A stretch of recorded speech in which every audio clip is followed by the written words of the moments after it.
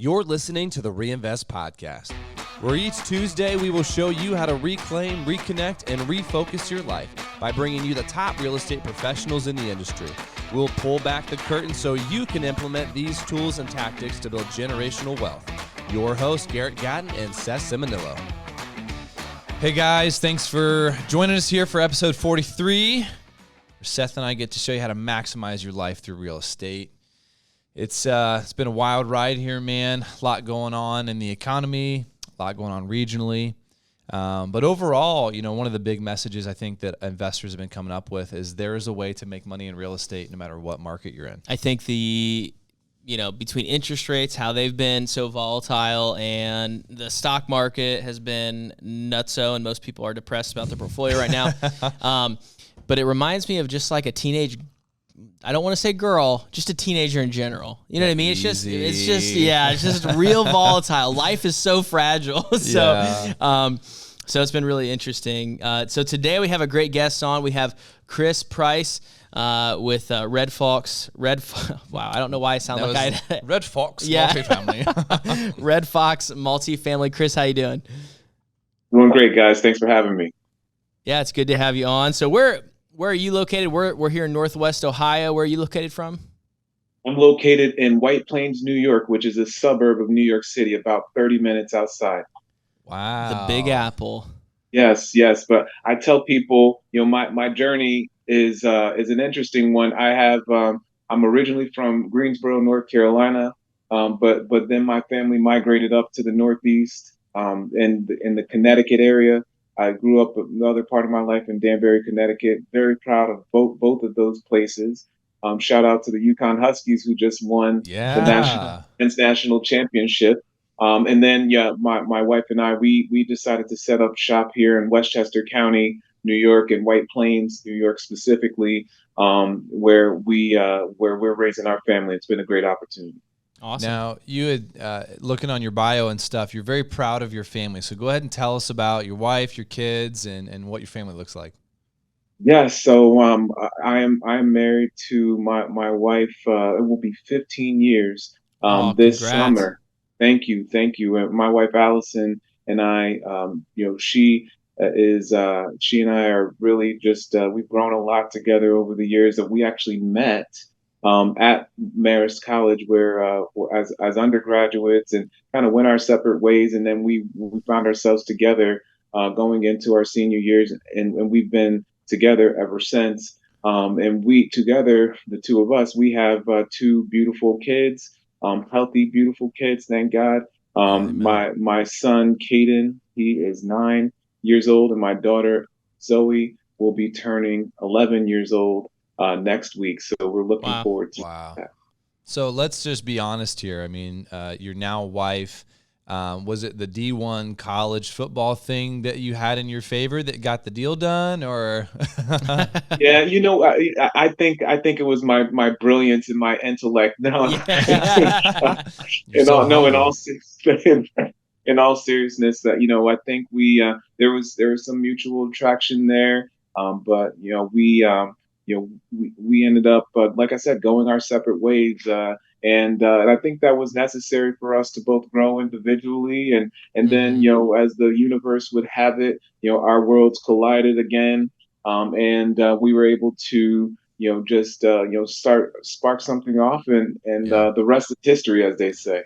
Yeah, well, and this is a real estate investing podcast, but we'll get into a little marital advice here, which is always a little dangerous. But you had mentioned your wife's going to be listening to this. Yeah, well, she needs to. Just kidding. No, you had mentioned growing together, and I think that's so key. We're always changing as individuals, and when you're married, when you grow together, you avoid that day where you look at each other and don't recognize each other. And so when you're doing that actively, and that's a good segue into Red Fox Multifamily. You and your wife, Allison, co-founded Red Fox Multifamily. Give us a little context to your company, why you called it Red Fox, and then get into the background about you being a pharmaceutical executive and then coming into real estate investing. Absolutely. No, thank you for that question. So So yeah, I'll actually start there with the pharmaceutical industry, right? So as a growing up and playing college football, I had dreams of going off and playing in the NFL and buying my parents the big house and doing all those great things. And and after my tryouts didn't go so well, I was left with, oh man, what's the next step? What am I going to do? But thankfully, I got a quality education from that Marist College, and in addition to that, I was able to take advantage of being able to do internships at a local pharmaceutical company in the area in Connecticut. And every summer I came back, I built relationships with folks and built enough relationships that after my football gig didn't work out and I did a couple of odd jobs here, I got a call to come and pursue an opportunity there. And I joined that company as a contracted employee, and I did well enough that they wanted to have me back actually the next year as a full time employee. And then Wow. since then, I had been able to develop and grow professionally to the point where it has taken me on such a great journey to being able to travel the world, being able to work on projects and develop skills and experiences that very much work for me very well today in my real estate business, which we'll talk about a little later. But as it relates to my professional background, being able to build out my credentials from a formal education perspective, going back and getting some additional degrees. I've gotten my MBA through while I was in while I've been working. I've gotten certifications in project management and Lean Six Sigma and the whole host. And Mm. those things have certainly helped develop and prepare me for what I'm up to today. And my wife, in parallel, she has built up quite an extensive career over 20 years as well in the apparel manufacturing industry. Oh, wow. And so, yeah, she's worked for some iconic brands that many of us are familiar with. And she has developed some of those skills and experiences as well, and has built up her credentials to be able to put her in a position to where she is from a corporate perspective as well. And along that journey, guys, where we went, we had really been looking at a number of different things. We had been looking at, we were fully into just, the traditional ways of doing business, right? Or investing. We went to school, we got good jobs. Yeah, let's throw our money in a 401k. Yeah. And hey, when in addition to that, let's go ahead and throw maybe we'll do some other things. And that at some point we started to think to ourselves, there has to be some other ways for us to Mm. do this. And it just so happened that at that time we had a single family condo that we had moved out of as we had started our family, and we had rented it out, and we were seeing consistently being able to rent that asset out and see some cash flow coming in. And that right there, it was a moment where we said, hey, we might have something here from a real estate perspective. So So can I interject for just a second? Um, absolutely. so a lot of times, if it ain't broke, don't fix it, right? So if you've got the 401k machine going and you're making good money and your corporate jobs, putting money in your 401k, what even put the question in your mind of, is there another way to invest? Were you bored? Did you not see the returns? Did you hear of other people that were deploying their capital? Or was it the condo that you just happened to rent out and keep as a rental? Yeah, and what made you use that as a rental? Why not Instead of sell that? selling it? Yeah, so it was great. So we bought that asset and at the height of the market. So it was one of those things that we Oh. became accidental landlords, and we didn't want to sell it at a loss. And Mm. so we decided to hold on to it, and holding it, we noticed that we were cash flowing it pretty well, and it was renting pretty well. But the trigger for us guys that led us into investing was really this. this idea that, hey, we're investing in our 401ks, and is that the only way that we can build our wealth? And we had started to listen to different podcasts at that time, and we were reading books and getting exposed to different things. And one of the things that was a trigger for us was we started listening to we read the purple book that everyone seems to read in this industry, and that Rich Dad Poor Dad book started to open up our minds into different things. And in fact, one of the things that we had considered before even getting into real estate was, hey, maybe we can start a franchise or buy a Mm. franchise. And so we had explored that very much so, and we were sort of going to go all in on buying a franchise and investing in that, and leveraging it to run it passively. But What in fact, franchise were you thinking we were about looking, getting? if you so we had little kids, and so we're looking at those trampoline parks, if you know Oh those yeah, bounce yeah. U's and those types of things where Yeah. kids can jump around, and we were like, these things have got to be Sky gold Zone. mines. Exactly, Yeah. all of that stuff. And so we were looking heavily into that, and for one reason or another, we just did not pull the trigger on it. But at the same time, we still had this condo that was doing its thing over there, and we said, "Hey, what if we went into real estate?"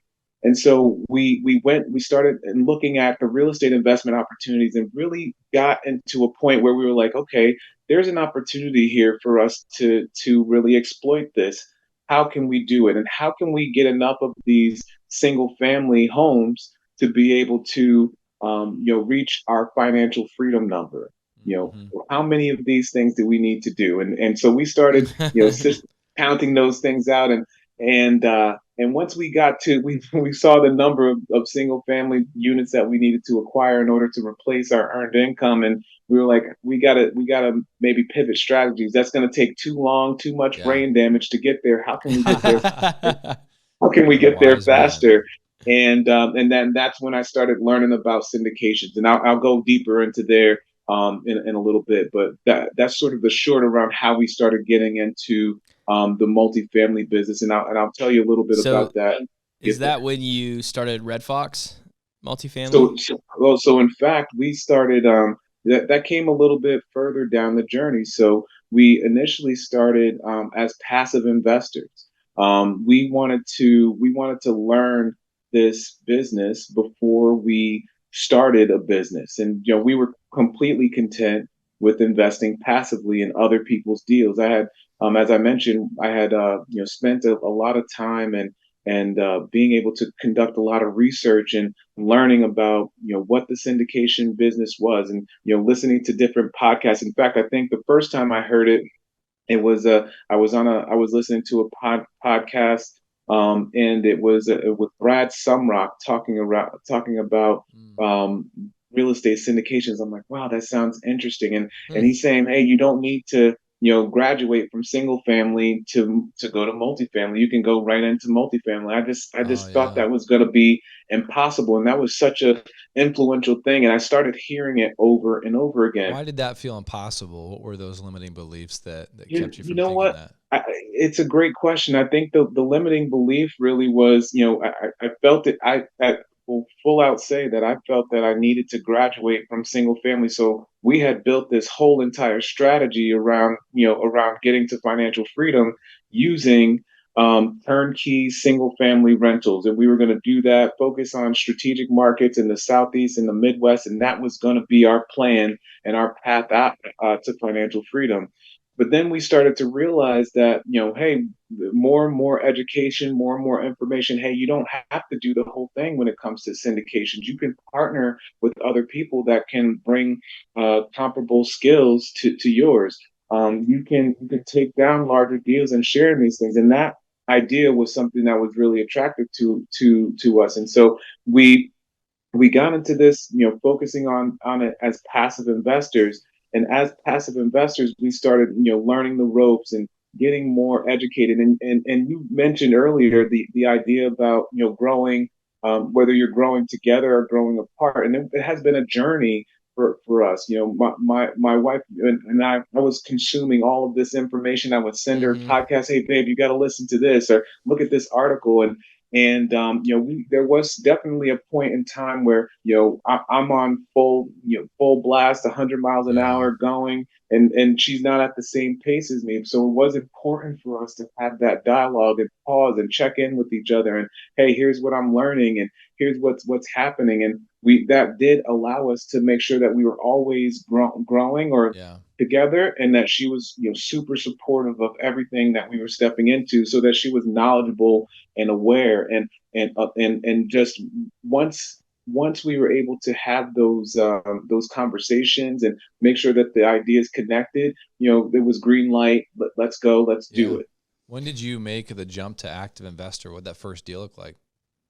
So yeah, my jump from active investor. So we've been investing since late 2020, early 2021, and we got into we were passively investing in multiple deals over that time, syndications and funds, and we got to a place where we were like, especially me, I was like, hey, I really have a passion for real estate investing. I love this business. I enjoy talking about it. It's what I do outside of my pharmaceutical career.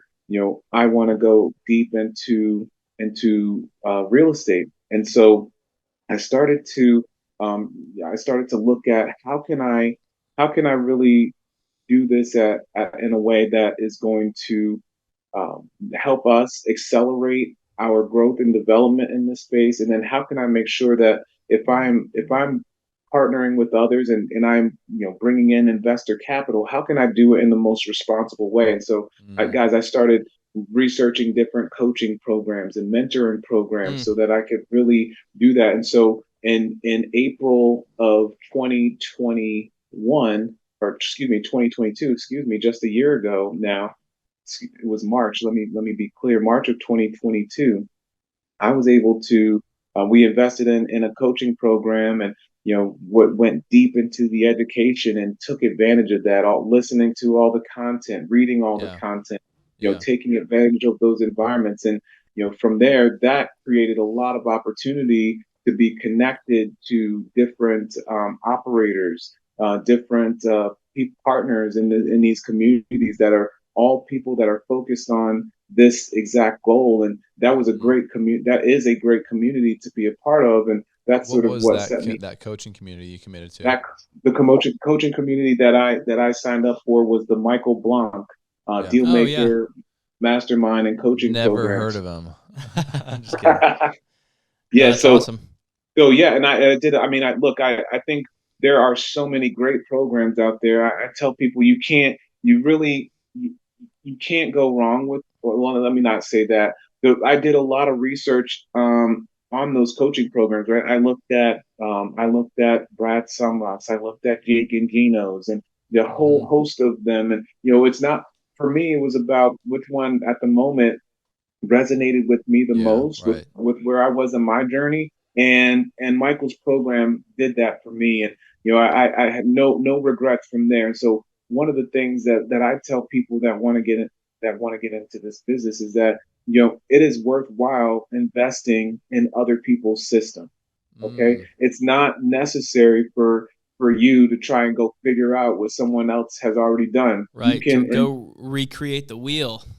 Exactly. You can certainly do that, but you're going to invest a whole hell of a lot of time and Yeah. money trying to figure out something that someone else already has. And so I'm a big believer in strategically investing in systems to be able to help scale your business if you want to get into this full time. So for you and your wife, you had the accidental condo, and then you were like, okay, cash flow, we can invest in this, build some wealth.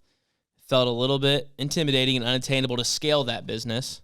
So you guys moved into passively investing in some syndications and funds. And then it sounds like just in the last year, you've kind of made the switch, and now you're trying to be a capital raiser and an active investor for syndications or funds or whatever. Exactly. So that's when Red Fox Multifamily kind of came to fruition. So why Red Fox? That's an interesting name.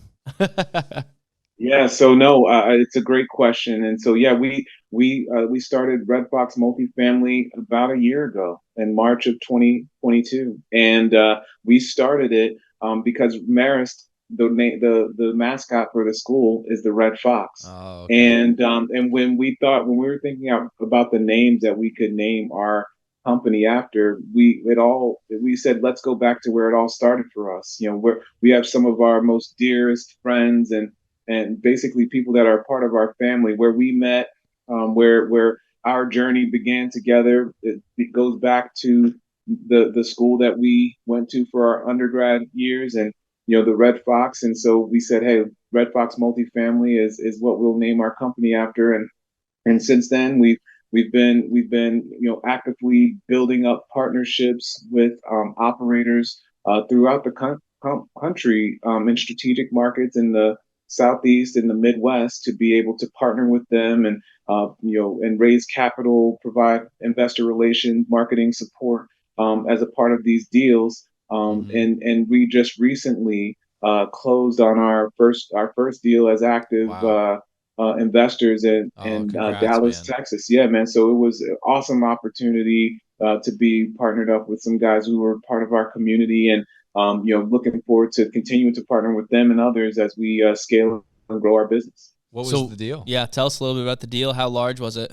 We're real Yeah, estate so agents and investors, so we really nerd out on like the numbers and the gritty oh, let's details. So Oh yeah, so this deal is a 152 unit Class B deal in Dallas, Texas. We're looking at essentially being able to double investors' capital in 3 to 5 years, and so wow. we're looking at average annual returns of about 17 to 20% on this deal projected.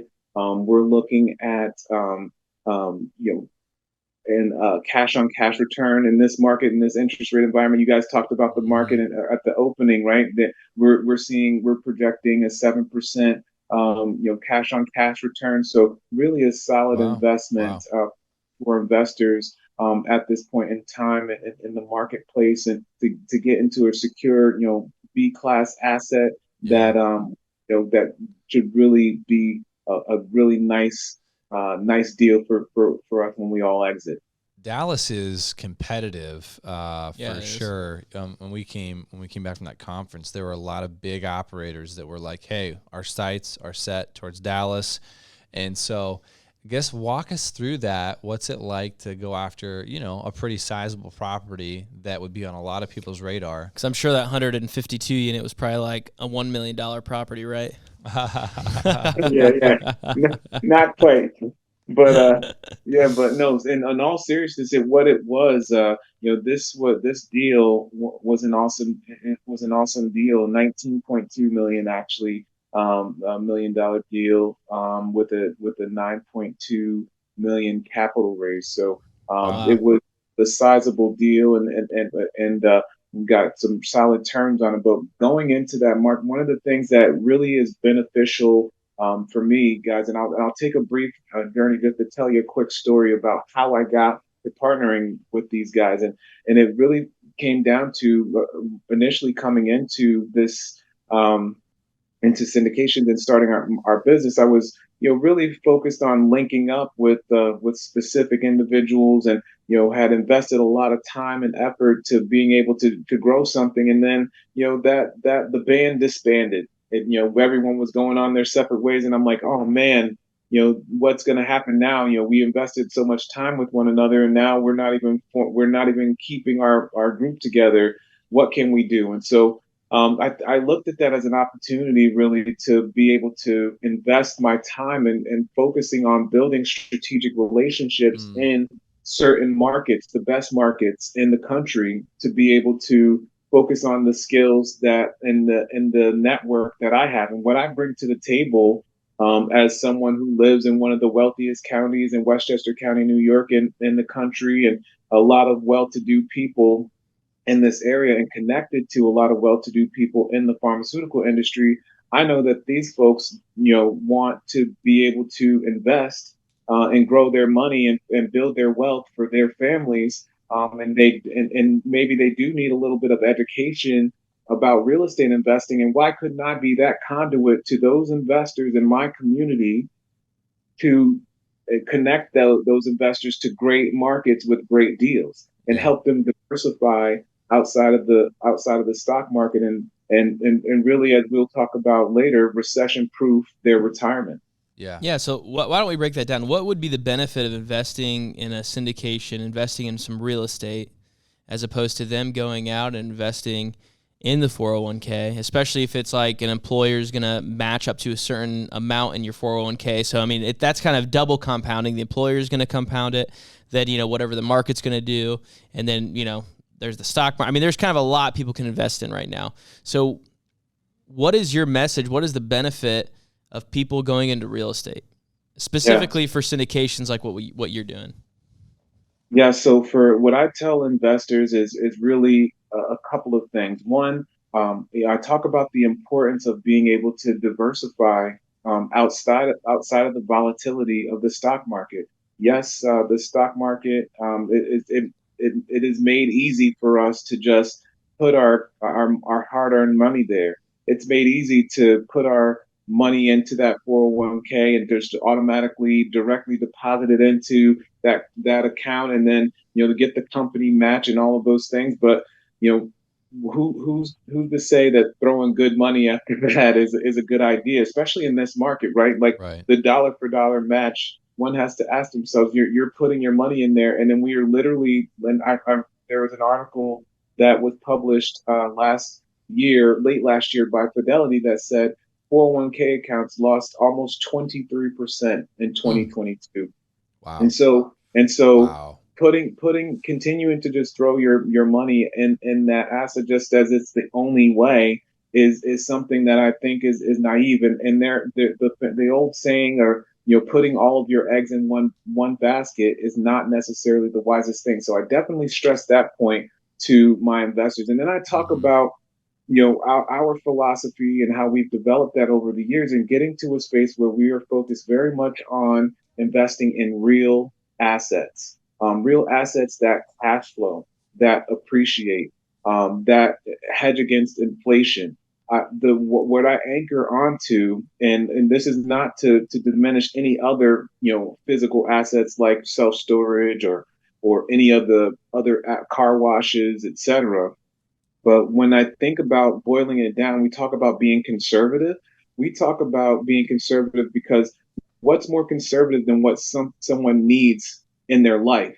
People need a roof over their head. Right. For millennia before us and millennia after us, people will need a roof over their head. And so let's make sure that we're putting our money in those types of investments. And those are the types of messages that we share with our investors to make sure that they're knowledgeable and thinking about those things. And then the last point that you raised around why syndications, talk about it with respect to risk.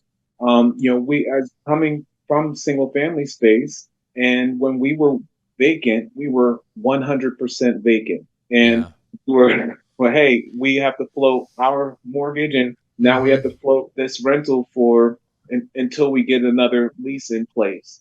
When we have a syndication over, in the case of the recent deal that I just explained, 100+ units, one vacancy we're not gonna feel that much. It's not gonna make or break you. That's right, and we're gonna share that risk, with the other units that we have there, et cetera. And so being able to diversify, being able to have assets that aren't vulnerable to just one, simple vacancy are the things that we focus on. I want to say this for our listeners. I love the 3 immutable laws of real estate investing. So number 1, buy for cash flow.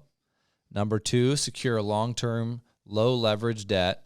And number 3, have adequate cash reserves. You hit those fundamentals and you will find success in real estate. And a mutual friend of ours, his father-in-law told him, invest in 3 things: land or real estate, food, and medicine. Because to your point, those are three things that people will always be in need of, right? I know that's a generalization, so it's not like, well, I'm just going to go buy the next piece of real estate that I feel like I need to make a disclaimer. Everyone go invest in Kroger, quick.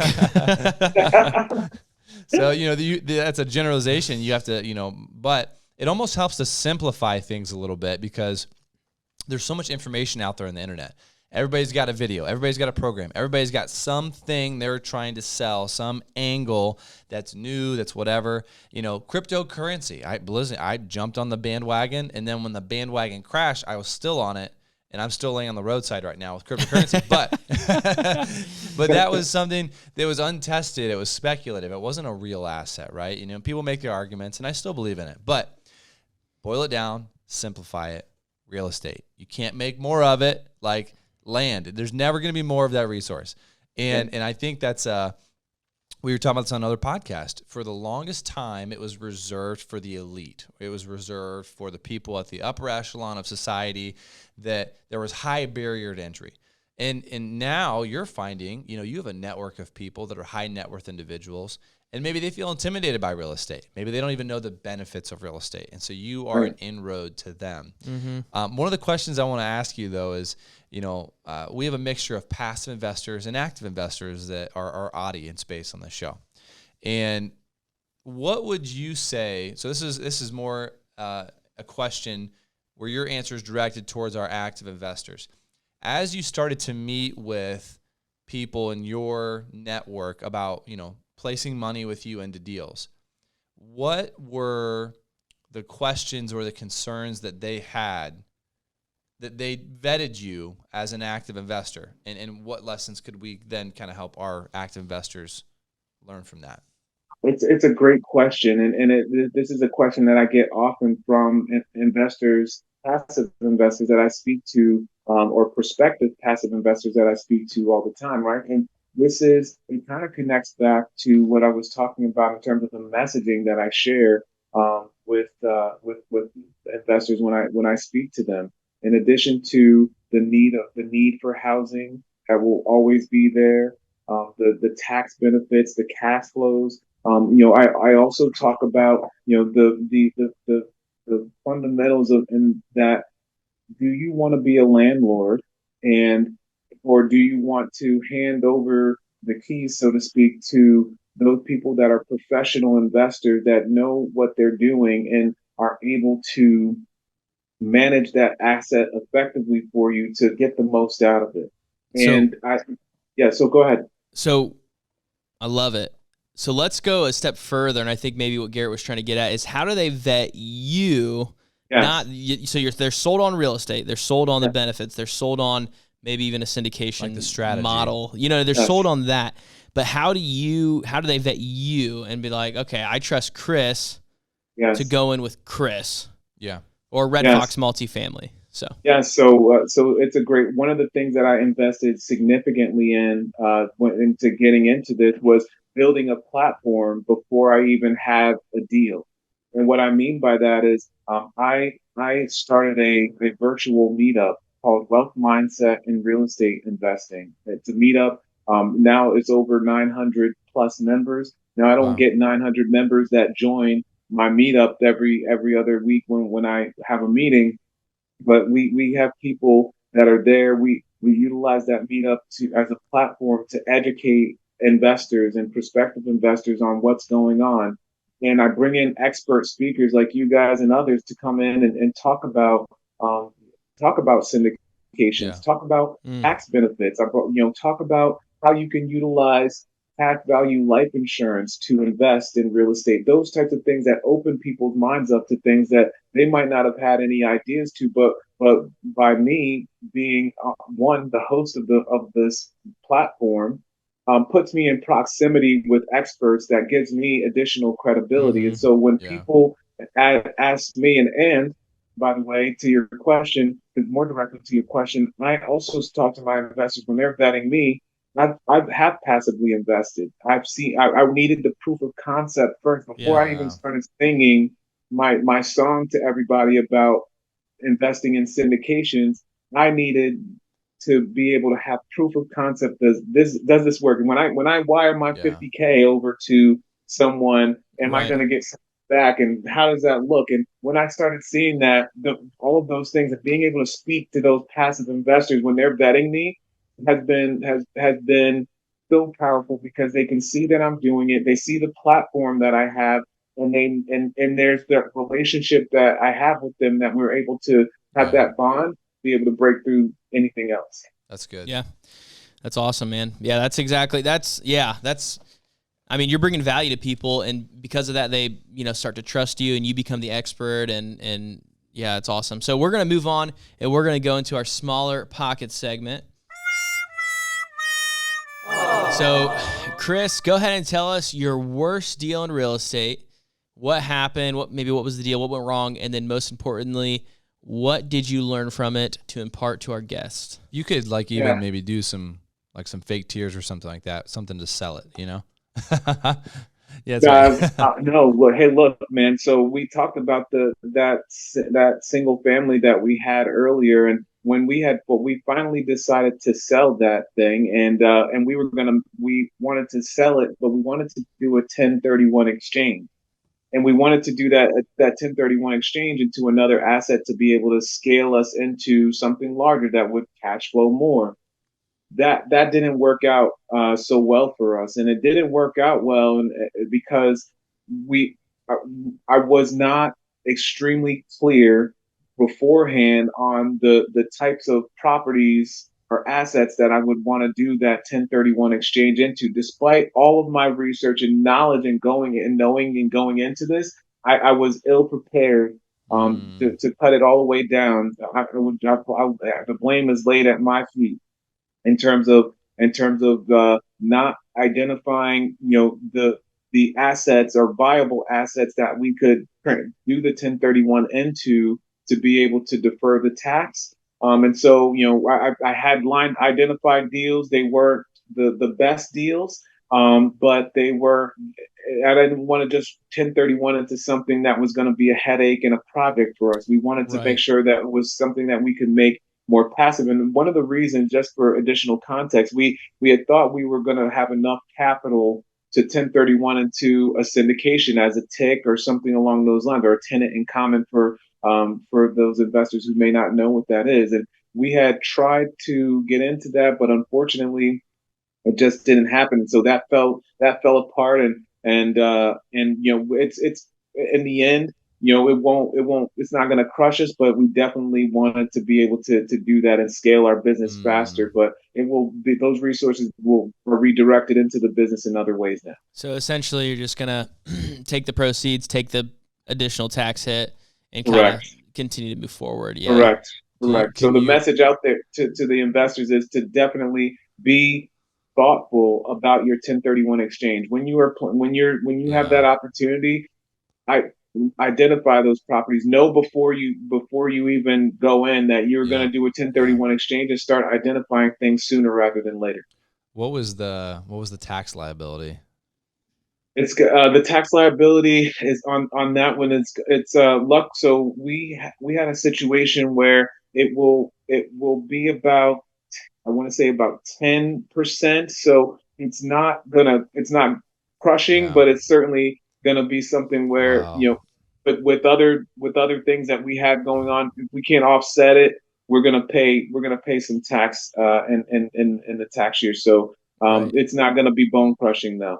Yeah. Well, and do you guys have a real estate professional designation? We do not. We still are working our full-time jobs in addition to our real estate entrepreneurial career. So we don't meet the test for real estate professionals, but it's something that is coveted. And as we work towards our goal of being able to be financially free, we will certainly be leveraging that at some point in time. Yeah, so a couple of things on that. I'm actually kind of, it's good that was your, first of all, I'm sorry for that. That's not fun. But for our listener base, that's a different type of kind of debacle maybe that somebody's encountered. Yeah. But it's a good one because there's a lot of good lessons there. We've helped a number of clients from a real estate agent perspective execute a 1031 exchange. Yeah. And there are some nuances to that for sure. Like I was in the process of one. It's not going to go through. The buyer on my property, it fell apart, but we were trying to line up, much like you were, a replacement property for that. And what a lot of people don't know is if you are thinking about selling a property and using a 1031 exchange to do that, absolutely right, Chris. Start lining it up now. Start putting the word out to people off market and even on market about that. Now, one question I have for you is, did you consider doing a reverse 1031 exchange? I did not. What I did consider was doing a 1031 into a DST, but the Delaware Statutory Trust, and exploring that and going through the math with that, it just wasn't going to help out in that situation either. And so again, we're after exhausting all of those options. We had two. I think we were looking at two fourplexes, excuse me, in Cincinnati, that we had identified as potential, not in the best of neighborhoods. Had some work that needed to go into them, and we wanted to be more passive, as you guys know. And then, secondly, the DST we had lined up there. Again, the numbers just would not work out for us, and for all of those reasons, we were not able to successfully complete the 1031 exchange. But we did not do the reverse 1031 or look at that option. That may still be an option for you, and there's some nuances to that, and we've got a couple of specialists that we work with to do that. But at the end of the day, like my tax guy says this, like, oh man, we had to pay taxes, and it's like, yeah, because you made money, and it's like the fact that you even have to pay a capital gains tax meant that you had a property that appreciated in value, right. So right. It's like you still won in that. Yeah, you didn't hit the home run of deferring all those taxes forward like everybody wants to in real estate, but you had to pay those taxes eventually, unless you're going to pay them off to your, hand them to your kids and all that stuff. So it's still a win. You still took a full cycle, and you've got that capital to use, but really good lessons, really good lessons. All right, man, our next show segment's called Our Little Nugget. So this is a fun part of the show where you give us a practical takeaway, could be a hack or something just super foundational that our listeners can apply to their businesses. Yeah, and I'm going to go back to something I said a little bit earlier in the interview and make sure that I really reinforce this point. And that is, don't do it yourself. Invest in other people's systems, okay? Whether that is a coaching program, whether that is getting, for example, your automation set up to be able to communicate with your investors on a systematic and ongoing basis, whether that is leveraging systems to attract other investors through online tools and bringing them into your funnel so that you can have conversations with them about this. Yes, you could invest your time and your energy trying to figure all of that stuff out, or you can invest a little bit of capital strategically into other people's systems to be able to help you scale and do it faster. Yeah. And think about it. And you guys know better than any in this business, speed is important. And if you can quickly scale, make the right investments into building up your systems, those things are going to capitalize for you in the long run. And that's a great segue into our next question, which is what's been one of the greatest resources for you in your career? Which I know it's probably going to be coaching, but maybe you could give a shout out to the coaching that you did, which I think you already did, Michael Blanc. Maybe it's somebody different. Maybe it's this podcast, Seth. Who knows? Who knows?